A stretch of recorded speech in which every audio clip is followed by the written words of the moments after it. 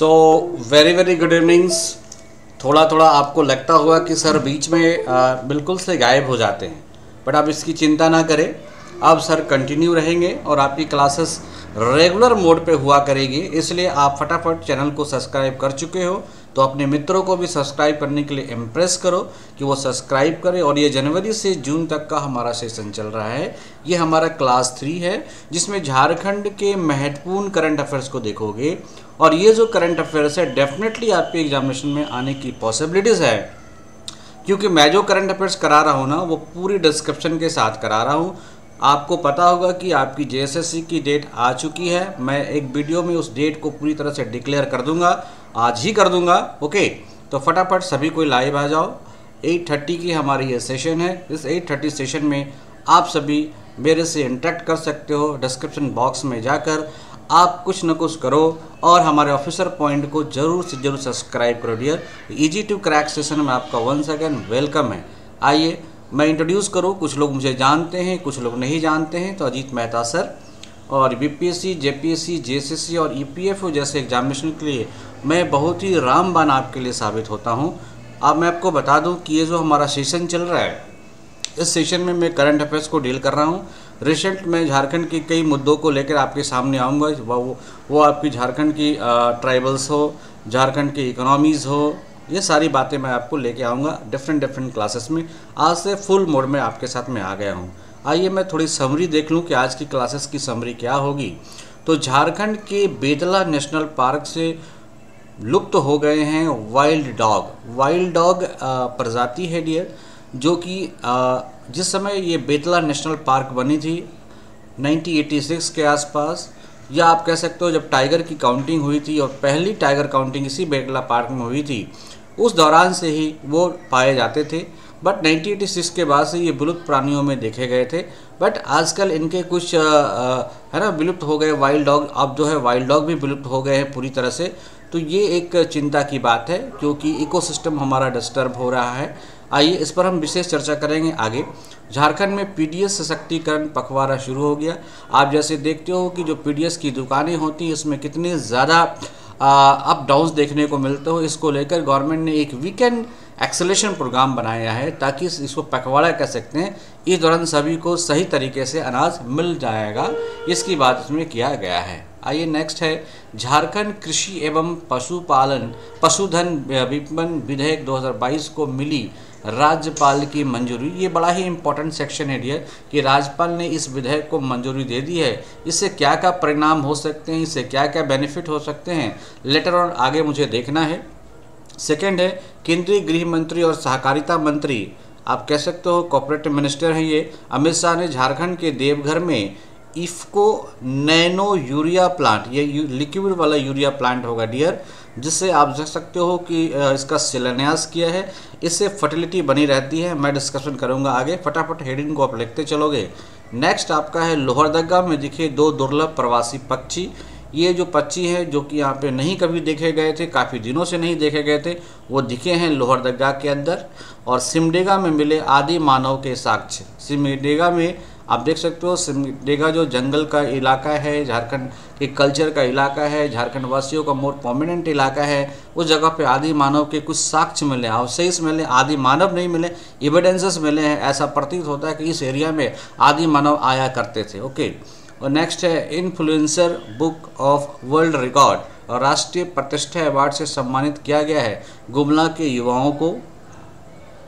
झारखंड के जमशेदपुर, बोकारो और धनबाद में बनेगा सॉफ्टवेयर टेक्नोलॉजी पार्क। ये डेज को आप पार्क कर लोगे। कई बार इंग्लिश हिंदी में थोड़ा सा डिस्क्रिप्शन होता है। आज का सेशन पूरी तरह से आपका हिंदी पे बेस्ड है। अगले सेशन में मैं कोशिश करूँगा थोड़ा सा मॉडर्नाइज करने की। राइट, नेक्स्ट आ जाइए। झारखंड नगरपालिका विधेयक 2022 को मिली मंजूरी। ये झारखंड के नगरपालिका विधेयक को मंजूरी मिल चुकी है। और डीबीसी को मिला आईसीएसी कॉरपोरेट अवार्ड 2023। ये इम्पोर्टेंट आपके पास है डियर, इनकी मैं डिस्क्रिप्शन आपको करूँगा। आइए पहला डिस्क्रिप्शन है झारखंड के बेतला नेशनल पार्क से लुप्त हो गए वाइल्ड डॉग। तो ये पूछा जाएगा, ये क्वेश्चन मेरे को लगता है कि बड़ा इंपॉर्टेंट है कि आपसे पूछ देगा कि झारखंड के बेतला नेशनल पार्क से कौन से प्राणी विलुप्त हो गए हैं, तो आप क्या बोलिएगा, वाइल्ड डॉग। ओके, आइए इसके डिस्क्रिप्शन को देखते हैं। तो बेतला नेशनल पार्क में करीब 200 की संख्या में पाए जाने वाले, कितनी संख्या में पाए जाते थे दिया, 200 की संख्या में पाए जाने वाले वाइल्ड डॉग यानी कोइया, इसको क्षेत्रीय भाषा में कोइया कहा जाता है। ये बड़ा इंपॉर्टेंट है कि कोइया किस जानवर को कहा जाता है, तो आप कहोगे वाइल्ड डॉग को कहा जाता है। अब यह लुप्त हो गए हैं, 2010 के बाद से इन्हें नहीं देखा गया है। तो बड़ा इंपॉर्टेंट है, चूँकि बेतला ओनली आपका क्या है, नेशनल पार्क है। आपके भारत के अंदर only one national park, Jharkhand के अंदर ओनली वन नेशनल पार्क है and that is Betla national park. और उसमें ये बड़ा ही वाइल्ड डॉग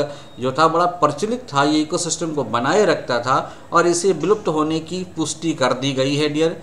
अगर मैं बात करता हूँ कि ये आपका जो बेतला नेशनल पार्क किधर है, तो छोटा नागपुर प्लेटू में है, मेरा छोटा नागपुर में है और लातेहार में है डियर, जिसमें 80% लातेहार में है और पलामू में इसका क्षेत्र कितना पड़ता है डियर, तो 20% पड़ता है। मीन्स लातेहार और पलामू दोनों जगहों पे कौन पाया जाता है, तो ये पाया जाता है आपका बेतला। ओके, बेतला राष्ट्रीय उद्यान। अब बात करते हैं कि इसकी जो सबसे नज़दीक वाली जगह कौन सी होगी, तो नज़दीक वाली जगह है मेदिनीनगर। कौन सा जगह डियर, तो मेदिनीनगर। मेदिनीनगर इसके सबसे नज़दीक वाली जगह है। इसकी जो एरिया है 1315 किलोमीटर स्क्वायर का ये एरिया है। किसका है डियर, तो ये बेतला नेशनल पार्क का एरिया है। तो डेफिनेटली इम्पोर्टेंट है। अगर मैं बात करूं कि बेतला नेशनल पार्क की स्थापना कब हुई, तो आप मान के चलोगे इस बेतला नेशनल पार्क की जो स्थापना है वो अराउंड 1986 के आसपास हुई है। और अगर बात करें कि ये बेतला नेशनल पार्क में टाइगर का कब काउंटिंग हुआ है, तो टाइगर की काउंटिंग 1932 में हुई है और बेतला की इस्टेब्लिशमेंट 1986 में हुई है। और बेतला, अगर आपसे पूछा जाए बेतला कहाँ है, तो आप जवाब क्या दोगे, लातेहार, क्योंकि लातेहार में 80% और पलामू में 20% है। अगर ऐसे पूछा जाए तो मेदिनीनगर आप बता सकते हो, नियरेस्ट सिटी इसका कौन होगा, मेदिनीनगर। ओके, पहले ये पलामू था, पलामू से ये मेदिनीनगर हो गया, राइट। तो ये इतने सवाल आपसे यहाँ से बन पाते हैं डियर। ओके, पहला सवाल कि झारखंड का नेशनल पार्क कौन है, तो बेतला नेशनल पार्क कब बनी है, तो 1986 में। इसका प्रेजेंस किधर है, तो लातेहार और पलामू में। नियरेस्ट सिटी कौन है, मेदिनीनगर। इसका एरिया कितना है, 1315 स्क्वायर किलोमीटर स्क्वायर है या 508 स्क्वायर मीटर है। और ये 1932 में भारत की पहली टाइगर काउंटिंग इसी जगह पे हुई थी। और लेटेस्ट जो क्वेश्चन बनेगा कि इससे कौन से जो प्राणी हैं और कौन से लाइफ हैं जो विलुप्त हो गए हैं, आंसर होगा वाइल्ड डॉग। ये कब से नहीं देखे गए हैं, तो 2010 से नहीं देखे गए। तो इतनी इन्फॉर्मेशन आपको यहाँ से मिल पाती है, आप इसको काइंडली नोट डाउन करना। ये इन्फॉर्मेशन आपके एग्जामिनेशन के लिए काफ़ी महत्वपूर्ण है। आप देख सकते हो बेतला नेशनल पार्क है, ये इसकी साइन है। अगर बता दूं कि ये जो बेतला नेशनल पार्क है महुआ डन वुल्फ सेंचुरी है, महुआ डन सेंचुरी है। इसकी भी स्थापना किसके अंदर की गई है, बेतला नेशनल पार्क के अंदर की गई है और ये प्योरली लातेहार डिस्ट्रिक्ट में पड़ता है। It is a Betla national park, it was declared to the wildlife sanctuary in 1976। ये बेतला नेशनल पार्क का ही एरिया है जिसे वाइल्ड लाइफ सेंचुरी कब बनाया गया था, 1976 में, प्रोटेक्शन ऑफ इंडियन उल्फ। तो ये जो इंडियन उल्फ है, इंडियन उल्फ के प्रोटेक्शन के लिए भी इसे वाइल्ड लाइफ सेंचुरी में कन्वर्ट किया गया था बेतला को। और ये क्या है, महुआडार उल्फ सेंचुरी है, वो भी नेशनल पार्क में ही अंदर में आता। तो ये अनदर आपका 6 क्वेश्चंस हो गया डियर। तो जानकारी के अनुसार बता दें कि 1974 में पलामू टाइगर रिजर्व की स्थापना, और यहाँ जो टाइगर रिजर्व की स्थापना कब की गई थी, 1974 में। ये इंपॉर्टेंट क्वेश्चन फिर से देखने को आ जाता है कि समय से ही बेतला नेशनल पार्क में वाइल्ड डॉग की लगातार उपस्थिति देखी गई है। देखिए 1974 से वाइल्ड डॉग था और ये 2010 में विलुप्त हो गया। 1974 की एक और घटना याद रखना, यहाँ पे इसको क्या है, टाइगर रिजर्व घोषित किया गया था। किसको, बेतला नेशनल पार्क को। तो विशेषज्ञों की माने तो ये जो मरे हैं वो रेबीज बीमारी के कारण, इसको लोकल भाषा में क्या कहते हैं, कोइया कहते हैं। ये कोइया को क्या हो गए हैं, ये विलुप्त हो गए हैं। बेतला नेशनल में पाए जाने वाले वाइल्ड डॉग को स्थानीय भाषा में क्या कहते हैं, तो कोइया कहते हैं। ये बड़ा इंपॉर्टेंट, ये क्वेश्चन आना ही आना है। अब यह विलुप्त प्राय प्राणियों के रूप में घोषित कर दिया गया है वर्ष 2010 के बाद अब तक उन्हें नहीं देखा गया है। इसके पहले सैकड़ों की संख्या में wild dog Betla national park में देखे जाते थे। वो पकड़ने के लिए वाइल्ड डॉग का समूह पहुंच जाता था और उन्हें घेर कर हमला कर मार दिया जाता था। तो इस तरह से ये डोमिनेंट थे काफ़ी ज़्यादा, लेकिन अब विलुप्त हो गए हैं। अब ये नेक्स्ट है आपका कि झारखंड में पीडीएस सशक्तिकरण पखवाड़ा, मतलब पीडीएस की जो व्यवस्था है उसको स्ट्रॉन्ग करने के लिए, उसको मजबूत करने के लिए, और आप कह सकते हो कि पब्लिक फ्रेंडली बनाने के लिए हेमंत सोरेन के आदेश पर राज्य में अन्न के अधिकार से वंचित जरूरतमंद लाभुकों को राशन कार्ड उपलब्ध कराने की गति में तेजी लाने के लिए पीडीएस सशक्तिकरण पखवाड़ा का आयोजन शुरू किया गया। जो कब किया गया था? तो 14 फरवरी को शुरू किया गया था। Very important. झारखंड कृषि एवं पशुधन विपणन विधेयक 2022 को मिली राज्यपाल की मंजूरी। राज्यपाल ने इस विधेयक को मंजूरी दे दिया है। इसका रीजन है और इससे क्या बेनिफिट हो सकते हैं, ये बड़ा इंपॉर्टेंट है। तो चूंकि ये लेटेस्ट विधेयक है तो इससे आपको क्वेश्चन पूछे जा सकते हैं। झारखंड के राज्यपाल जो किए थे उस समय रमेश बैस थे, अभी राज्यपाल चेंज हो गया है, ने 4 सुझावों के साथ झारखंड विधानसभा से पारित झारखंड राज्य कृषि उपज एवं पशुधन विपणन विधेयक को अपनी सहमति प्रदान कर दी। उन्होंने 4 एडवाइस दिए थे, इसमें ये चेंजिंग करो और चेंजिंग करके लाओगे तो मैं इसे पास कर दूंगा।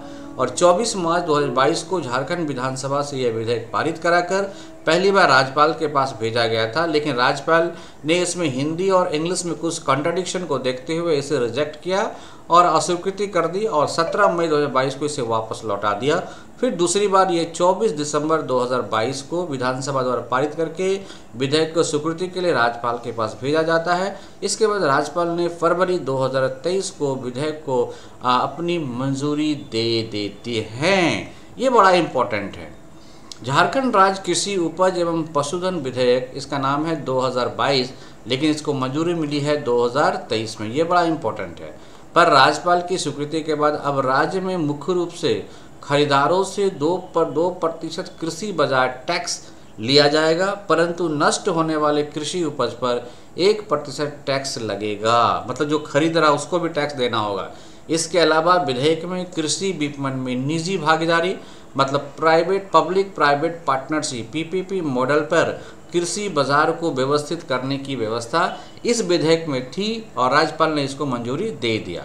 इस विधेयक में मुख्य रूप से किसानों के उत्पाद को बाजार उपलब्ध कराना पूछा जाता है कि ये जो विपणन बजट है उसके लिए क्या है, तो किसानों को उत्पाद को बाजार उपलब्ध कराने की बात कही गई है। साथ ही राज्यों से आयातित वस्तुओं पर अधिकतम स्लैब 2% कृषि शुल्क लगाने की प्रावधान है।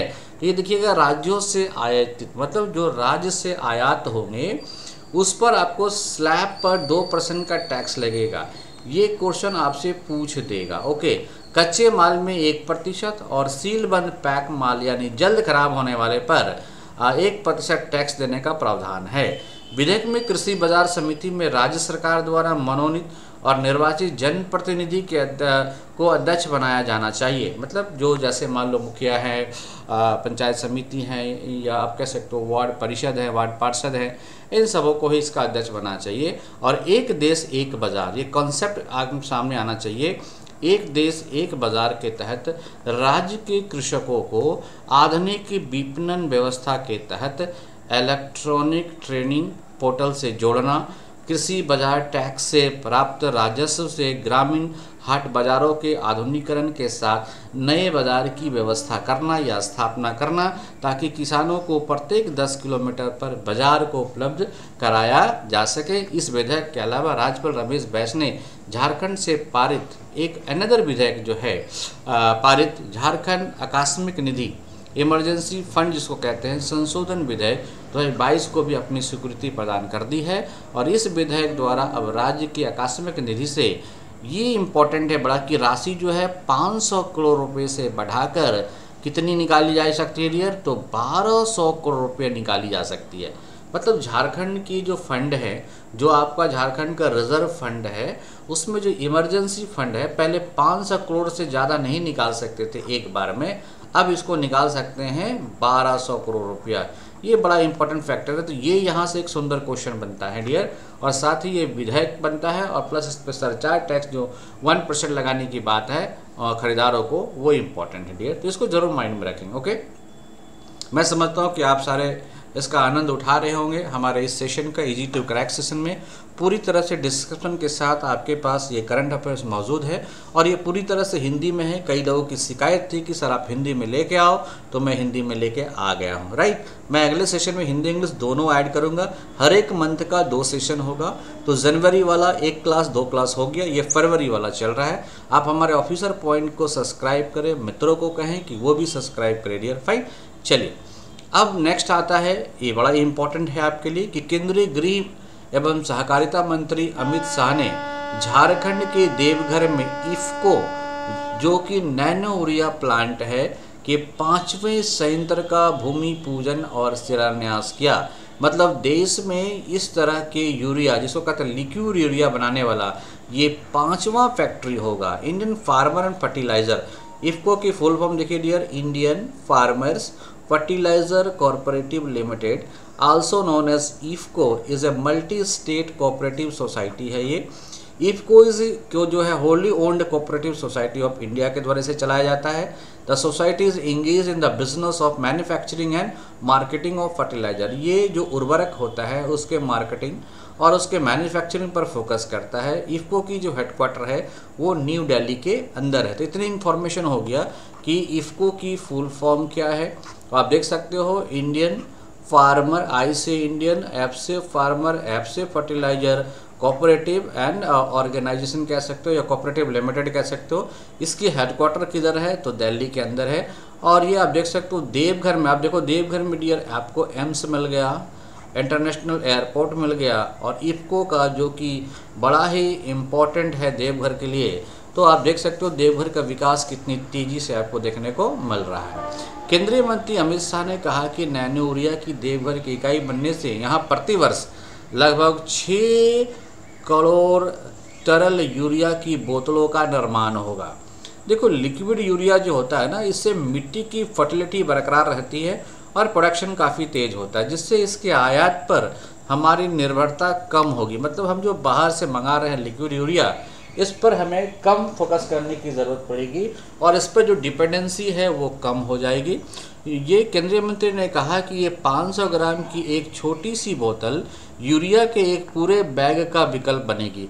मतलब यूरिया का जो पूरा बैग 50 किलो को लेते थे, उससे 500 ग्राम का जो लिक्विड बोतल है उसके इक्विवेलेंट आ जाएगा क्या। और साथ ही केमिकल फर्टिलाइजर भूमि में उपस्थित कुदरती खाद बनाने वाले केंचुओं को मार देता है। वहीं तरल यूरिया का छिड़काव करने पर भूमि किसी प्रकार से भी विषाक्त नहीं होगी और फर्टिलिटी बनी रहेगी। तो ये आपके लिए डबल बेनिफिट है।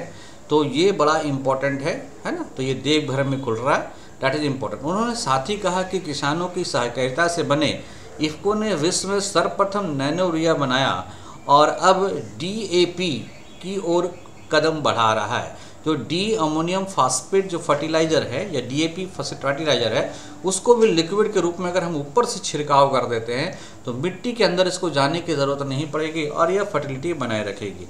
यह भारत और पूरे सहकारिता क्षेत्र के लिए गौरव की बात है।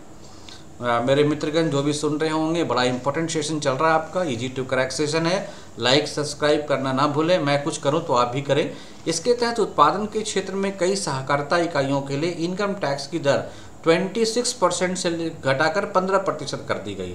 तो ऐसी जो भी फैक्ट्रियां हैं, अगर वह इसको उत्पादन करेगा, प्रोडक्शन करेगा, तो उसकी जो टैक्सेस लगेगी उसमें भी कमी कर दिया गया है। तो केंद्रीय सहकारिता मंत्री ने कहा कि आज लगभग 5 देशों में तरल यूरिया का निर्माण किया जाता है ना, जिसमें भारत भी शामिल है। इफ्को द्वारा बनाया गया यह तरल यूरिया न केवल भारत बल्कि विश्व के किसानों को भी मदद करेगा।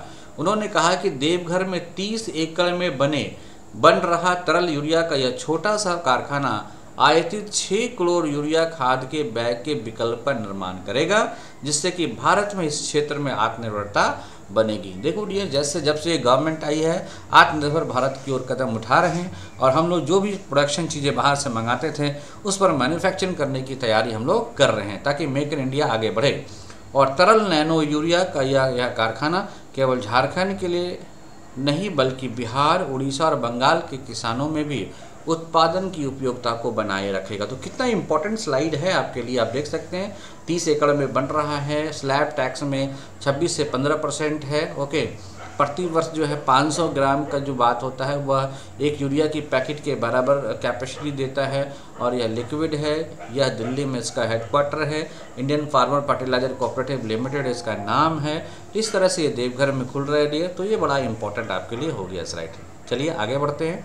उम्मीद करते हैं कि आप सेशन को लाइक कर रहे होंगे, शेयर कर रहे होंगे, फटाफट करते चलो। लोहरदगा में दिखा 2 दुर्लभ प्रवासी पक्षी। मतलब प्रवासी आपको देखोगे कि एक्चुअली जो झारखंड की जो क्लाइमेट है, झारखंड की जो क्लाइमेट है, इसको देखते हुए कई देशों से यहाँ से पक्षियाँ कई छोटे छोटे तालाबों में, पहाड़ों में, है ना, इन जगहों पे, झीलों में देखने को मिलते हैं। तो झारखंड में लगभग, झारखंड के लोहरदगा में 149 वर्ष बाद, 149 वर्ष के बाद कचमाची एक जगह है स्थित नंदी धाम में फिर से 2 दुर्लभ प्रवासी पक्षी लेसरर एडजुटेंट शार्क और हिंदी नाम है गरुड़। ये गरुड़ आपको पता है कि झारखंड से विलुप्त हो रही है। इसके विलुप्त होने के कारण है डाइक्लोफिनिक और पैरासीटामोल जो हम एनिमल्स को देते हैं, और ये गरुड़ इसको खाता था ना, तो खाने का ये डेड हो जाता था। तो ये गरुड़ की जो प्रजाति है जिसका हम लोग कहते हैं लेसर एडजुटेंट कहा जाता है, ये विलुप्त हो गए थे। तो फिर से इनको देखा गया है। इनका स्थानीय नाम है गांडांगडूर। क्या नाम है? स्थानीय नाम क्या है? गांडागंडूर। ओके, देखा गया है, ये नज़र आए हैं। तो गरुड़ इसका हिंदी नाम है, स्थानीय नाम हम लोग क्या कहते हैं? गांडांगडूर कहा जाता है। किसको? गरुड़ को, जो कि फिर से देखा गया 149 ईयर्स बाद देखा गया है। 5 फरवरी 2023 को बर्ड वाचिंग और के दौरान उन्होंने यह पक्षी नंदी धाम स्थित दलदली इलाके के ऊंचे पेड़ों पर बैठे नजर आए थे। संजय राखा ने बताया कि यह नजर गरुड़ पक्षी एक वयस्क था। मतलब संजय राखा क्या है? रेंजर अधिकारी है, और इनकी लंबाई करीब 55 इंच के आसपास थी। आमतौर पर यह पक्षी ऊंचे पेड़ पर अपना निवास ढूंढते हैं ताकि आम लोगों की नज़र से यह दूर रहे।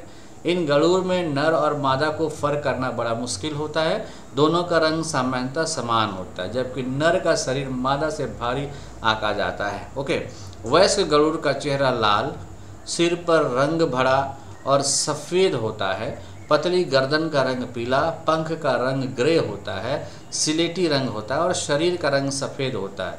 International union for conservation of nature IUCN stock यानी सारस प्रजाति के पक्षी लेसरर एडजुटेंट स्टॉक को 2020 में विलुप्त कर दिया था। इसको IUCN ने इसको 2020 में झारखंड से विलुप्त कर दिया था कि ये प्राणी अब विलुप्त हो गई है। लेकिन फिर से यह विलुप्त प्राणी देखा गया है। और कहाँ देखा गया है डियर? तो ये आप देख सकते हो लोहरदगा में देखा गया। तो ये बड़ा इंपॉर्टेंट है, ऐसा क्वेश्चन दे देगा कि हाल ही के दिनों में गरुड़ प्रजाति जो है कहाँ देखी गई है। चूँकि ये इंपॉर्टेंट है, हो सकता है इसका इंग्लिश नाम पूछ ले, जोलॉजिकल नाम पूछ ले, है ना, और ये सारस ग्रुप का है, इसका लोकल नाम पूछ ले, और इसका झारखंडी नाम भी पूछ ले, और हिंदी नाम भी पूछ ले। तो इन सबों को आप लिखने का प्रयास करें। फटाफट चैनल को सब्सक्राइब करें। मीडिया से मिली जानकारी के अनुसार प्राकृतिक सुंदरता, हॉकी तथा आदिवासी बहुल जिले के रूप में जाने जाने वाला सिमगेड़ा में आदि मानव के साक्ष्य भी देखने को मिले हैं। अभी सिमगेड़ा में जो है आपको आदि मानव के साक्ष्य मिले हैं।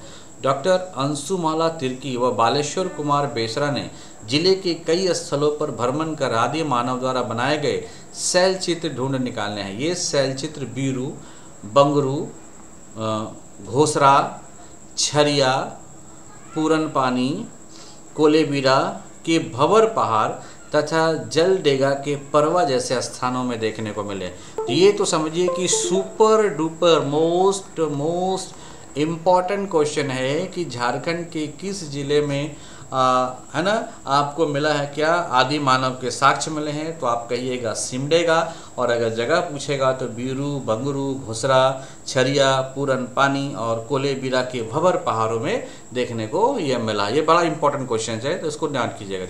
ठीक है, अब इस चित्रों का वर्णन है, क्या क्या आदि मानव के चित्रों मिले हैं, तो आप देख लीजिएगा इसको। आइए सेशन को आगे बढ़ाते हैं डियर।